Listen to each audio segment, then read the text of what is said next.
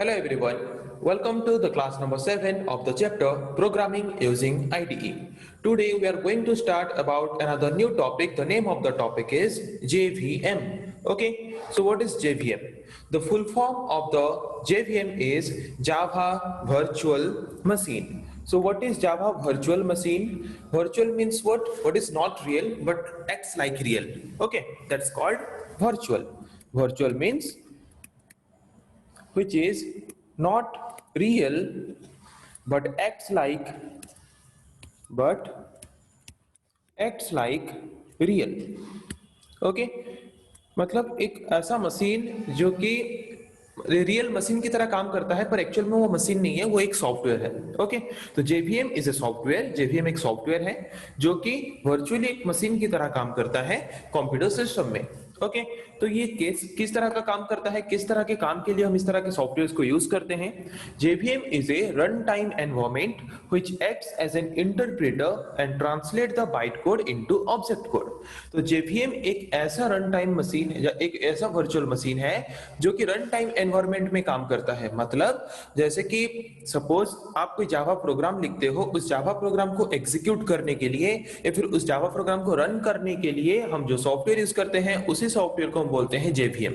Okay, सो JVM एक ऐसा run time environment है जो क्या करता है कि जावा का जो सोर्स कोड है, सोर्स कोड को कंपाइलर उसको बाइट कोड में कन्वर्ट करने के बाद उस बाइट कोड को इंटरप्रेट करता है और कन्वर्ट करता है मशीन लैंग्वेज में या फिर मशीन कोड में, जिसकी वजह से मशीन इसको समझ सके और समझ के उसको एग्जीक्यूट करे और एग्जीक्यूट करके हमें रिजल्ट प्रोवाइड कर सके. ओके, तो सिंपल टर्म में समझ आ गया जेवीएम क्या है. जेवीएम का फुल फॉर्म है जावा वर्चुअल मशीन. मतलब ये एक सॉफ्टवेयर है जो कि वर्चुअली एक मशीन की तरह काम करता है. किस तरह का काम करता है? ये रन टाइम एनवायरनमेंट में काम करता है. रन टाइम एनवायरनमेंट में काम करता है मतलब क्या कि कोई भी जावा प्रोग्राम अगर हम लिखते हैं, उस जावा प्रोग्राम को एग्जीक्यूट करने के लिए या फिर उस जावा प्रोग्राम को रन करने के लिए मदद करता है ये सॉफ्टवेयर. ओके, तो ये एक इंटरप्रेटर के हिसाब से काम करता है. जेवीएम इंटरप्रेटर के हिसाब से काम करता है मतलब क्या, जैसे कि लास्ट कुछ क्लासेस में हमने ये पढ़ा था कि जावा प्रोग्राम में अगर हम कुछ सोर्स कोड लिखते हैं तो उस सोर्स कोड को Java program directly machine code या फिर कंप्यूटर डायरेक्टली मशीन कोड में कन्वर्ट नहीं करता. मशीन कोड में कन्वर्ट करने से पहले वो उसको और एक इंटरमीडिएट कोड में कन्वर्ट करता है जिसको हम बोलते हैं बाइट कोड. ओके, तो जावा क्या करता है, पहले कंपाइलर के द्वारा कन्वर्ट करता है बाइट कोड में. बाइट कोड में कन्वर्ट करने के बाद उसको फिर इंटरप्रेटर के द्वारा कन्वर्ट करता है मशीन कोड में. तो यहाँ पे जो इंटरप्रेटर का यूज हम कर रहे हैं बाइट कोड से मशीन कोड में कन्वर्ट करने के लिए, उस इंटरप्रेटर के हिसाब से काम करता है जो सॉफ्टवेयर, उस सॉफ्टवेयर को हम बोलते हैं JVM. Okay, JVM is a software which acts as an interpreter and which is used to convert the byte code into machine code, and after that the computer or machine execute the source code or program of a user. Okay, अगर कोई भी programme हम लिखते हैं तो उस programme को पहले कंपाइलर कन्वर्ट करता है बाइट कोड में. बाइट कोड में कन्वर्ट होने के बाद उसको फिर जेवीएम जो कि इंटरप्रेटर के हिसाब से काम करता है, वो बाइट कोड को फिर कन्वर्ट करता है मशीन कोड में. तब जाके हमारा प्रोग्राम एग्जीक्यूट होता है और हमें रिजल्ट मिलता है. ओके, तो जेवीएम एक प्लेटफॉर्म इंडिपेंडेंट एग्जीक्यूशन एनवायरनमेंट है. मतलब जैसे कि जेवीएम होता है तब जाके हम क्या कर पाते हैं कि एक कंप्यूटर में, एक तरह के ऑपरेटिंग सिस्टम में सोर्स कोड लिख के जो भी कंप्यूटर में चाहे उस कंप्यूटर में हम क्या कर सकते हैं, हमारे जावा प्रोग्राम को रन कर पाते हैं. ओके, क्योंकि जेवीएम प्लेटफॉर्म इंडिपेंडेंट एनवायरनमेंट है. मतलब इसको जेवीएम, जैसे कि सपोज आपने विंडोज वाले कोई भी कंप्यूटर में या फिर लैपटॉप में आपने क्या किया, एक जावा प्रोग्राम लिखा, जावा कोड लिखा, तो अगर आप लिखते हो तो उसको क्या बोलते हैं हम, सोर्स कोड. हम लोग अगर लिखते हैं जो, वो है हमारा सोर्स कोड. हमने सोर्स कोड लिखा विंडोज वाले ऑपरेटिंग सिस्टम वाले कंप्यूटर में. ओके, तो इसको फिर वही विंडोज वाले ऑपरेटिंग सिस्टम वाले कंप्यूटर में हमने कंपाइलर यूज करके उसको हमने कन्वर्ट कर दिया बाइट कोड में. तो अभी ये बाइट कोड में कन्वर्ट हो गया है. तो अभी इस प्रोग्राम को मुझे एग्जीक्यूट करना है मैक ऑपरेटिंग सिस्टम में या फिर लिनक्स ऑपरेटिंग सिस्टम में मुझे इसको एग्जीक्यूट करना है. ओके, तो बाइट कोड को अगर मैं मैक ऑपरेटिंग सिस्टम के पास भेजूंगा तो यहाँ पे उस बाइट कोड को मशीन कोड में कन्वर्ट करने के लिए हम यूज करते हैं यहाँ पे जेवीएम. जावा वर्चुअल मशीन, यहाँ पे भी यूज करते हैं जेवीएम। तो हर एक तरह के ऑपरेटिंग सिस्टम का अपना अपना अलग अलग जेवीएम होता है, जावा वर्चुअल मशीन होता है। और वही जावा वर्चुअल मशीन के वजह से ही, उसी सॉफ्टवेयर की वजह से ही हम कोई भी कंप्यूटर में हमारे प्रोग्राम को लिख के कोई भी कंप्यूटर में हम क्या कर सकते हैं, हमारे प्रोग्राम को एग्जीक्यूशन करके रिजल्ट फाइंड कर सकते हैं। इसीलिए जेवीएम को बोला गया है it is a platform independent execution environment. मतलब एक प्लेटफॉर्म इंडिपेंडेंट एनवायरनमेंट है जिसको हम मेनली यूज करते हैं हमारे जावा प्रोग्राम को एग्जीक्यूट करके रिजल्ट फाइंड करने के लिए। ओके, तो इसका काम क्या है, converts the byte code into object code. Object code मतलब मशीन कोड। इसका काम है कि ये बाइट कोड को कन्वर्ट करता है मशीन कोड में या फिर ऑब्जेक्ट कोड में, और कन्वर्ट करने के बाद उसको एग्जीक्यूट करता है, और एग्जीक्यूट करने के बाद जो रिजल्ट हमें चाहिए वो रिजल्ट हमें वो प्रोवाइड करता है। ओके, मोस्ट प्रोग्रामिंग लैंग्वेजेस जैसे कि सी प्लस प्लस ऐसे कुछ प्रोग्रामिंग लैंग्वेजेस हैं जो सिर्फ कंपाइलर या फिर इंटरप्रेटर यूज करते हैं प्रोग्राम को सोर्स कोड से मशीन कोड में कन्वर्ट करने के लिए। कंपाइलर या फिर इंटरप्रेटर सिर्फ कोई एक ही यूज करते हैं इन दोनों के बीच, या तो कंपाइलर या तो इंटरप्रेटर यूज करते हैं सोर्स कोड को मशीन कोड में कन्वर्ट करने के लिए, या फिर सोर्स कोड को ऑब्जेक्ट कोड में कन्वर्ट करने के लिए। पर जिसकी वजह से प्रॉब्लम क्या होता है, जिसकी वजह से प्रॉब्लम ये होता है कि जो सोर्स कोड है आपने सपोज विंडोज ऑपरेटिंग सिस्टम वाले कंप्यूटर में लिखा है, तो ये विंडोज ऑपरेटिंग सिस्टम में लिखा हुआ सोर्स कोड को हम मैक ऑपरेटिंग सिस्टम में अगर रन करना चाहेंगे तो ये अलाउ नहीं करेगा मैक ऑपरेटिंग सिस्टम वाले कंप्यूटर में रन करने के लिए। जिसकी वजह से ये क्या हो जाता है, प्लेटफॉर्म डिपेंडेंसी हो जाता है। मतलब जिस तरह के ऑपरेटिंग सिस्टम वाले कंप्यूटर में हमने प्रोग्राम को लिखा है सिर्फ उसी में ही रन कर सकते हैं, उसी में ही एग्जीक्यूट कर सकते हैं, और किसी में एग्जीक्यूट नहीं कर सकते, जिसकी वजह से ये प्लेटफॉर्म डिपेंडेंट हो गया। तो वही लिखा है कि मोस्ट प्रोग्रामिंग लैंग्वेजेस, बहुत सारे ऐसे प्रोग्रामिंग लैंग्वेजेस हैं जो कि कंपाइल करते हैं सोर्स कोड को डायरेक्टली मशीन कोड में। ओके, जिसको कि हम रन कर सकते हैं सिर्फ वही स्पेसिफिक ऑपरेटिंग सिस्टम में। मतलब विंडोज वाले ऑपरेटिंग सिस्टम वाले कंप्यूटर में अगर मैंने कुछ प्रोग्राम लिखा है तो उसको सिर्फ मैं विंडोज वाले ऑपरेटिंग सिस्टम वाले कंप्यूटर में ही रन कर सकता हूं। अगर कोई मैक ऑपरेटिंग सिस्टम वाले कंप्यूटर में मैंने कुछ प्रोग्राम लिखा है तो उसको मैं सिर्फ मैक ऑपरेटिंग सिस्टम वाले कंप्यूटर में ही रन कर सकता हूं। इसकी वजह से ये क्या होता है कि प्लेटफॉर्म डिपेंडेंट हो जाता है। मतलब जिस तरह के प्लेटफॉर्म में हम सॉफ्टवेयर को लिखते हैं सिर्फ उसी तरह के प्लेटफॉर्म में ही हम उसको एग्जीक्यूट कर सकते हैं, और बाकी किसी में एग्जीक्यूट नहीं कर सकते। तो उसके बाद जावा के जो डेवलपर्स थे उन्होंने सोचा कि हम ऐसा नहीं करना चाहते। हम चाहते हैं कि हमारा कोड जो है, हमारा प्रोग्राम जो है, प्रोग्रामर कोई भी कंप्यूटर में लिखे उसको किसी भी तरह के ऑपरेटिंग सिस्टम वाले कंप्यूटर में इजीली एग्जीक्यूट कर सके। हम चाहते हैं कि हमारा जावा वाला प्रोग्राम ऐसा हो। तो इसीलिए उन्होंने सोचा कि वो प्लेटफॉर्म इंडिपेंडेंट लैंग्वेज बनाए अपने लैंग्वेज को। प्लेटफॉर्म इंडिपेंडेंट लैंग्वेज मतलब क्या कि सपोज वो लिखते हैं विंडोज वाले ऑपरेटिंग सिस्टम वाले कंप्यूटर में अपने प्रोग्राम को, और उसको रन करना चाहते हैं मैक ऑपरेटिंग सिस्टम वाले कंप्यूटर में, तो इजीली कर सकते हैं। ओके, और इस तरह का फैसिलिटी प्रोवाइड करने के लिए जावा प्रोग्रामिंग लैंग्वेज में डेवलपर्स ने उसमें ऐड किया और एक कॉन्सेप्ट, जिस कॉन्सेप्ट को हम बोलते हैं जेवीएम। ओके, तो ये जेवीएम जो है ये जावा वर्चुअल मशीन एक सॉफ्टवेयर है जो कि आप, ये क्या मदद करता है कि हम जो हमारा सोर्स कोड को कन्वर्ट करते हैं जावा में कंपाइलर यूज करके बाइट कोड में, उस बाइट कोड को हम किसी भी तरह के ऑपरेटिंग सिस्टम का जो जावा वर्चुअल मशीन है उसको यूज करके क्या कर सकते हैं, किसी भी कंप्यूटर में लिखा हुआ सोर्स कोड को इजीली एग्जीक्यूट कर सकते हैं, और एग्जीक्यूट करके उसका रिजल्ट इजीली आउटपुट के हिसाब से प्रोवाइड कर सकते हैं। ओके, जैसे कि आप स्क्रीन में यहाँ पे देख सकते हो, ये है जावा का सोर्स कोड, जावा का प्रोग्राम। ओके, जो कि डेवलपर लिखता है, उसको फिर कंपाइलर यूज करके जावा सी मतलब जावा कंपाइलर यूज करके, ये भी एक तरह का टूल है जो कि हम यूज करते हैं जावा के सोर्स कोड को बाइट कोड में कन्वर्ट करने के लिए। ओके, बाकी कोई प्रोग्रामिंग लैंग्वेज अगर होता तो डायरेक्टली सोर्स कोड से मशीन कोड में कन्वर्ट हो जाता बाय यूजिंग कंपाइलर और इंटरप्रेटर। ओके, जिसके वजह से ये प्रॉब्लम क्या होता कि प्लेटफॉर्म डिपेंडेंट होता। प्लेटफॉर्म डिपेंडेंट मतलब विंडोज वाले ऑपरेटिंग सिस्टम में अगर आप कोई प्रोग्राम लिखे हो तो सिर्फ उसको आप विंडोज वाले ऑपरेटिंग सिस्टम वाले कंप्यूटर में ही एग्जीक्यूट कर सकते हो और इसमें नहीं कर सकते। ओके, पर यहाँ पे जावा का जो हम दो फॉर्म में कन्वर्ट करते हैं, पहले जावा का सोर्स कोड को हम बाइट कोड में करते हैं, फिर बाइट कोड को मशीन कोड में कन्वर्ट करते हैं, जिसकी वजह से ये क्या हो जाता है, प्लेटफॉर्म इंडिपेंडेंट हो जाता है। जिसकी वजह से अगर हम विंडोज वाले ऑपरेटिंग सिस्टम वाले कंप्यूटर में अगर कुछ जावा प्रोग्राम लिखते हैं तो उसको हम Mac operating system, Linux operating system वाले कंप्यूटर में क्या कर सकते हैं, इजीली एग्जीक्यूट कर सकते हैं। तो उसके लिए हम यूज करते हैं जेवीएम को, इसके बारे में आएंगे। तो पहले हमारा जावा का प्रोग्राम जो डेवलपर लिखता है वो है सोर्स कोड, उसको कंपाइलर यूज करके कंपाइल करता है तो कन्वर्ट हो जाता है वो बाइट कोड कोड में। तो बाइट कोड में कन्वर्ट हो गया मतलब क्या, अभी बाइनरी कोड के फॉर्म में कन्वर्ट हो गया। तो बाइनरी कोड के फॉर्म में अगर कन्वर्ट हो गया तो इसको अगर हम और कोई कंप्यूटर के पास भेजेंगे एग्जीक्यूट करने के लिए तो सिक्योरली जाएगा, क्योंकि बाइट कोड को कोई भी नहीं समझ पाता बाइट कोड के फॉर्म में या फिर बाइनरी कोड के फॉर्म में।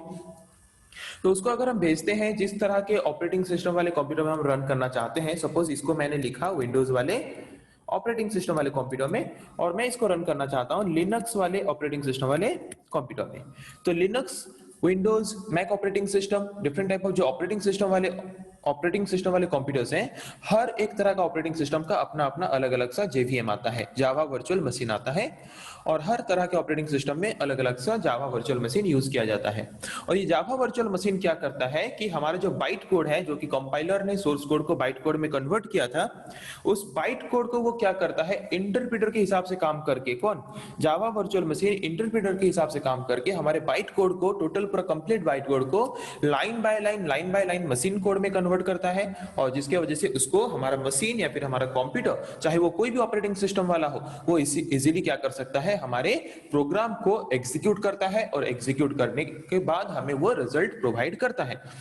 ओके, तो यहाँ पे जेवीएम किस हिसाब से काम किया कि जेवीएम एक इंटरप्रेटर के हिसाब से काम किया, और जिसके वजह से हम क्या कर पाते हैं कि कोई भी ऑपरेटिंग सिस्टम वाले कंप्यूटर में अगर हम प्रोग्राम लिखते हैं तो फिर भी वो हमें अलाउ करता है कि हम किसी भी तरह के ऑपरेटिंग सिस्टम वाले कंप्यूटर में उसको रन कर सकें। कौन अलाउ करता है, जेवीएम। अगर जेवीएम नहीं होता तो हमारा जावा प्रोग्रामिंग लैंग्वेज भी प्लेटफॉर्म इंडिपेंडेंट नहीं हो पाता। ओके, समझ आ गया। तो यहाँ पे एक टर्म आता है सोर्स कोड। तो सोर्स कोड क्या है, the program written in any programming language और computer language like C, C++, Java etcetera is called source code. आप कोई भी प्रोग्रामिंग लैंग्वेज यूज करके, प्रोग्रामिंग लैंग्वेज मतलब क्या, जो लैंग्वेज कंप्यूटर समझता है, तो आप कोई भी प्रोग्रामिंग लैंग्वेज या फिर कोई भी कंप्यूटर लैंग्वेज यूज करके अगर कुछ प्रोग्राम लिखते हो तो उसको हम बोलेंगे सोर्स कोड। ओके, तो source code files have the extension class .java। अगर हम जावा प्रोग्राम में सोर्स कोड लिखते हैं, जावा प्रोग्राम यूज करके कोई सोर्स कोड लिखते हैं, तो उसको हम सेव करते हैं कौन सा एक्सटेंशन क्लास यूज करके, .java। अगर सपोज आप सम वाला प्रोग्राम कुछ लिख रहे हो, सम करने के लिए कुछ प्रोग्राम लिख रहे हो, तो वहां पे हम देखते हैं सम प्रोग्राम का नाम .java एक्सटेंशन हम यूज करते हैं सोर्स कोड को सेव करके रखने के लिए। ओके, सोर्स कोड समझ आ गया क्या है। उसके बाद आता है ऑब्जेक्ट कोड या फिर मशीन कोड। ऑब्जेक्ट कोड या फिर मशीन कोड किसको बोलते हैं, मतलब जो कोड को फाइनली कंप्यूटर एग्जीक्यूट करता है, जो फाइनल हमारा जो कोड है उसको बोलते हैं ऑब्जेक्ट कोड या फिर machine code. Okay, the program in the form of machine instruction और binary instruction that is in computer readable form. मतलब हम लिखते हैं प्रोग्राम को सोर्स कोड के फॉर्म में, उसको कंपाइलर फिर कन्वर्ट करता है बाइट कोड के फॉर्म में, फिर बाइट कोड को इंटरप्रेटर कन्वर्ट करता है मशीन कोड या फिर ऑब्जेक्ट कोड के फॉर्म में। ओके, तो ये मशीन कोड और ऑब्जेक्ट कोड क्या है, ये मशीन रीडेबल फॉर्म में कन्वर्ट करता है, मतलब मशीन रीड कर सके जिस फॉर्म में, उस फॉर्म में कन्वर्ट करता है जिस कोड को इंटरप्रेटर, उस कोड को हम क्या बोलते हैं, ऑब्जेक्ट कोड या फिर मशीन कोड। क्या लिखा है, the program in the form of machine instruction और binary instruction. Computer binary form में समझ पाता है, तो बाइनरी इंस्ट्रक्शन या फिर मशीन इंस्ट्रक्शन फॉर्म में जो हमारा प्रोग्राम होता है उसको हम बोलते हैं मशीन कोड या फिर object code. Okay, It is generally produced by compiler और interpreter, but in case of Java, बाकी कोई प्रोग्रामिंग लैंग्वेज अगर होता तो वो क्या करते हैं, डायरेक्टली सोर्स कोड को कन्वर्ट कर देते हैं, किसमें, डायरेक्टली कन्वर्ट कर देते हैं मशीन कोड या फिर ऑब्जेक्ट कोड में बाय यूजिंग कंपाइलर और इंटरप्रेटर। दोनों में से कोई एक को यूज करके वो क्या करते हैं, डायरेक्टली हमारे सोर्स कोड को मशीन कोड में कन्वर्ट कर देते हैं। पर जावा में क्या होता है, इसको प्रोड्यूस करता है कौन, जेवीएम, जावा वर्चुअल मशीन। जैसे कि हमने अभी बोला थोड़ी देर पहले कि सोर्स कोड को कन्वर्ट करता है कंपाइलर पहले बाइट कोड में, फिर बाइट कोड को इंटरप्रेटर कन्वर्ट करता है मशीन कोड में। तो यहाँ पे इंटरप्रेटर के हिसाब से काम करता है कौन, जावा वर्चुअल मशीन। तो जावा वर्चुअल मशीन क्या करता है, हमारा जो बाइट कोड है उसको कन्वर्ट करता है मशीन कोड में, जो कि बाकी प्रोग्रामिंग लैंग्वेजेस में डायरेक्टली सोर्स कोड कन्वर्ट हो जाता है कंपाइलर या फिर इंटरप्रेटर के द्वारा मशीन कोड में। ओके, उसके बाद आते हैं बाइट कोड। ये एक इंटरमीडिएट कोड है, मतलब जो सोर्स कोड है हमारा ओरिजिनल प्रोग्राम और जो पूरा कंप्यूटर इंस्ट्रक्शन को एग्जीक्यूट करता है वो प्रोग्राम, उनके बीच जो मिडिल वाला प्रोग्राम होता है, मिडिल वाला कोड होता है, उसको हम बोलते हैं बाइट कोड। ओके, तो सोर्स कोड को जब हम कंपाइल करते हैं बाय यूजिंग जावा कंपाइलर, तो वो डायरेक्टली ऑब्जेक्ट कोड या फिर मशीन कोड में कन्वर्ट नहीं होता जावा में। बाकी कोई प्रोग्रामिंग लैंग्वेज होता तो डायरेक्टली मशीन कोड में या फिर ऑब्जेक्ट कोड में कन्वर्ट हो जाता, पर जावा में ये कन्वर्ट होता है बाइट कोड में। ओके, सोर्स कोड को कंपाइलर पहले कन्वर्ट करता है बाइट कोड में, बाइट कोड में कन्वर्ट करने के बाद उसको फिर जेवीएम कन्वर्ट करता है मशीन कोड में, और तब जाके हमारा जो प्रोग्राम या फिर सोर्स कोड है वो एग्जीक्यूट हो पाता है, और एग्जीक्यूट होने के बाद हम जिस तरह का रिजल्ट चाहते हैं उस तरह का रिजल्ट हमें मिल पाता है। ओके, समझ आ गया कि सोर्स कोड हमारा जो है जावा में, उस सोर्स कोड को हम कन्वर्ट करते हैं बाय यूजिंग कंपाइलर और जावा कंपाइलर यूज करके उसको कन्वर्ट करते हैं बाइट कोड में। बाइट कोड में कन्वर्ट करने के बाद उसके बाद हम यूज करते हैं जेवीएम, जो कि एक इंटरप्रेटर के हिसाब से काम करता है। हर एक तरह का ऑपरेटिंग सिस्टम का अपना अपना अलग अलग सा जब जेवीएम आता है, जावा वर्चुअल मशीन आता है, जिसके वजह से हम क्या कर पाते हैं, जिसके वजह से हमारा जो जावा प्रोग्रामिंग लैंग्वेज है वो प्लेटफॉर्म इंडिपेंडेंट हो पाता है। मतलब किसी भी कंप्यूटर में, किसी भी तरह के ऑपरेटिंग सिस्टम में हम जावा प्रोग्राम लिख लें, उसको किसी भी तरह के ऑपरेटिंग सिस्टम में हम उसको रन कर सकते हैं। ओके, इसके लिए मदद करता है हमें कौन, जावा वर्चुअल मशीन। और जावा वर्चुअल मशीन हमारे बाइट कोड को कन्वर्ट करता है मशीन कोड में या फिर ऑब्जेक्ट कोड में, जिसके बाद हम हमारे प्रोग्राम को एग्जीक्यूट कर पाते हैं और एग्जीक्यूट करके रिजल्ट फाइंड कर पाते हैं। ओके, तो समझ आ गया जेवीएम क्या है।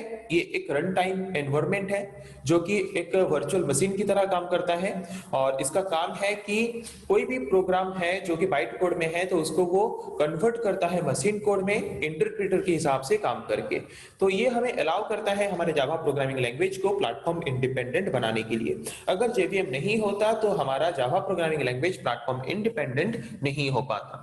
ओके, तो वहां पे हमने एक टर्म देखा डायग्राम डिस्कशन करते वक्त कि जावा सी मतलब Java compiler. It is a compiler that converts source code to byte code. Java compiler हम क्यों यूज करते हैं, सोर्स कोड को बाइट कोड में कन्वर्ट करने के लिए। जैसे कि कोई भी सोर्स कोड या फिर कोई भी प्रोग्राम, अगर जावा प्रोग्राम आप लिखते हो तो उसको सेव कैसे करोगे, आपका प्रोग्राम का कुछ भी नाम आप जो देना चाहते हो, प्रोग्राम का नाम, उसके बाद जैसे कि मैंने बोला था डॉट जावा क्लास एक्सटेंशन हम यहाँ पे यूज करते हैं। तो इसको फिर कंपाइल करेंगे हम by using Java C compiler. Compile करने के बाद वो कन्वर्ट होगा बाइट कोड में, और जो बाइट कोड में कन्वर्ट होता है वो बाइट कोड में प्रोग्राम, हमारा जो प्रोग्राम का नाम तो वही सेम रहता है, और उसका जो एक्सटेंशन है वो एक्सटेंशन चेंज हो गया, हो जाता है डॉट क्लास। ओके, जो कि बाइनरी फॉर्म में कन्वर्ट होता है, जिसको कि कोई भी नहीं समझ पाता।